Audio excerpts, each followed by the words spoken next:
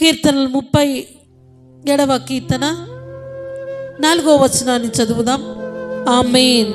మొదటి మాటగా బలాన్ని ఇస్తానంటున్నాడు.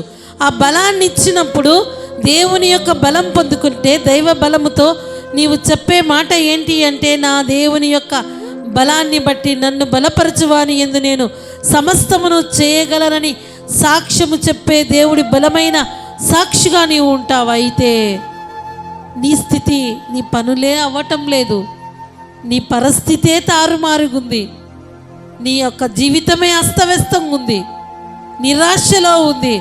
కారణం ఏంటి అంటే, యెహోవాను బట్టి ఆనందించుము, ఆయన నీ హృదయ వాంఛలను తీర్చును.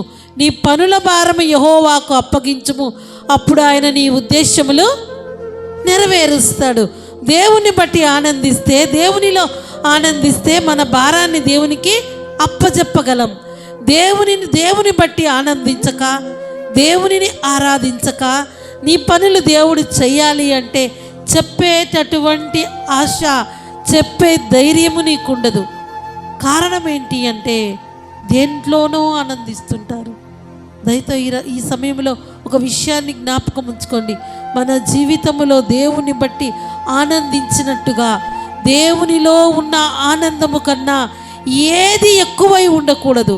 మన జీవితంలో ఉన్న అన్నింటికన్నా దేవునిని బట్టి ఎక్కువగా ఆనందించినప్పుడు మన హృదయ వాంఛలను ఆయన తీరుస్తాడు. హృదయ వాంఛలు తీర్చాలనే హృదయ పరిశోధకుడైన దేవుడు ఈ రాత్రి మనతో మాట్లాడుతున్నాడు.